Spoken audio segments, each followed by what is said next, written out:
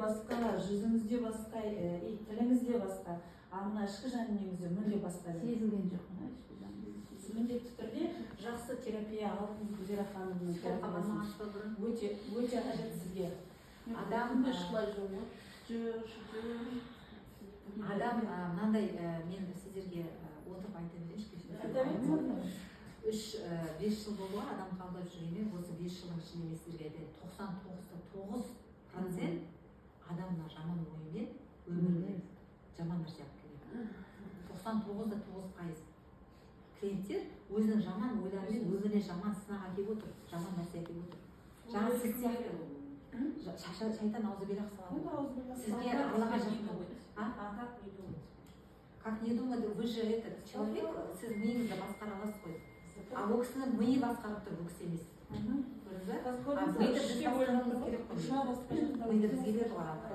Біз басқаруымыз керек, ал ол кісінің нәпсі басқарып тұр, миы басқарып тұр да. Ал ойдағы жаман ойлар, ол міндетті түрде орын алады, әсерін тигізеді.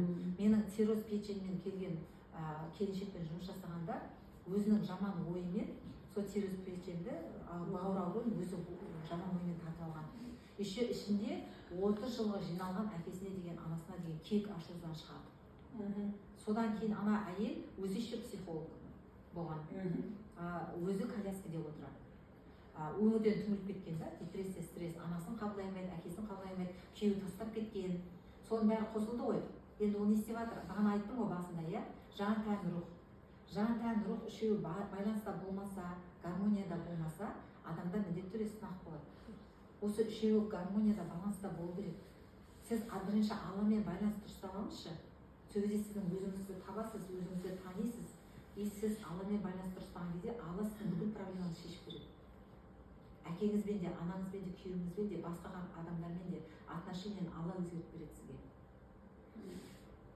Ана жаңағы келіншек күйеуіне, анасына, әкесіне 40 жылға өкпеден шығарды, ол кісімен мен 2 сағат бесплатно жұмыс жасадым, өйткені ақшам жоқ деді, коляскада отырады ғой, енді инвалид, сосын жарайды, Алла разышылық үшін деп. Бірақ почему-то вот қараңыздаршы, адам беріліп шын ниетімен жасайды ғой. Мен сол кісіні енді танимын ғой. Аясаң аямақ дейді ғой. Аяп дегеннен гөрі жан ашып деген дұрыс шығар. Жаным ашып жасадым да 2 сағат. Сол қыз Алла разышылық үшін жасадым. Сол қыз менің келіншек ПСП 2-ге тіркелді, психосоматикалық практика курсымен өтіп жатыр ғой. Соның 2-ші курсына оқып тіркелді. Ақшаны тауып алды почему-то. Алдында ақша жоқ деп отқан қабылдауға, жеке қабылдауға таппай отқан ақшасы курсқа табылды. Көрдіңіз бе, ниет қандай. Сөйтіп терапия жасап бір емес 2 терапия алды ғой. Одан кейін 2 аптадан кейін жаңа ОЗИ-ға барып түскен кезде цирроз печень жоқ болып шыққан. Көрдіңіз бе? Менде парақшамда тұр, кіріп көрсеңіз болады. Кәдімгі өзі айтып отыр. Видеосы да бар, аудиосы да бар, жазуы да бар. Көрдіңіз бе? Адам қалай оймен өзінің өміріне жаман ой сынақты шығарады.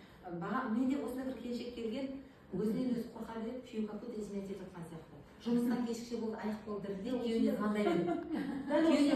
Күйеуіне звондай береді, қайдасың, видеомен звондайды, қайдасың. И в итоге күйеуі изменять етіп кетті. Астағфиралла, ешқандай ондай болмай қойсын.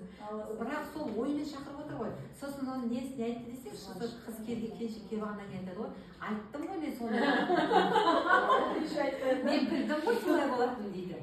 Өзі ойымен шақырғанымен есі жоқ та, шаруашылығы жоқ. Енді келіп жылап отыр, мен естімедім деген сияқты. Сондықтан ойларыңызға абай болыңыздар. Бірінші ойға келеді барлық нәрсе, екінші өмірге келеді. Ер азаматты жеке меншігіне айналдырып алғанда, прямо өзімдікі деп. Алла тағала бізге бәрін уақытша берді ғой. Отпускать надо? Бәрін уақытша берді. Біздің баламыз да бізде уақытша. Үйге қонасы? Ата-анамызда, біздің дүниемізда, үстімізде киім да, бәрі, аренда, офис, бәрі бізге уақытша. Бәрін арендаға уақытша берген. Оны біз емденсек, мысалы, кейбір аналар болады, мен балам менікі деп емденіп алады да, даже әкесіне жақындатпайды, ата-енесіне жақындатпайды, менің балам, мен туған менің балам деп емденіп алғанда, и тура сол баламен анасына сынақ болып жатыр. Жаңағы бала ауыра береді, не дейді жаңағы? ЗПР. Көрдіңіз бе? Ал айтады ғой, қандай нәрсені сен емденесің, меншіктенесің, онда сен сол ісіңе өзің жауап бересің. алла бүкіл жаратушы, бүкіл жаратқан алла барлық нәрсені, бірақ біздің әйелдер иемденіп алады. Менің байым, менің балам, менің машинам, менің үйім. Ана машинасында бір нәрсе болып кетсе жаны шығады, ана машинам құрыды деп. А на самом деле оның бәрін беріп жатқан кім? Алла тағала ғой. Ризықтың бәрін беріп тұрған Алла тағала. А ол ойлайды менікі деп.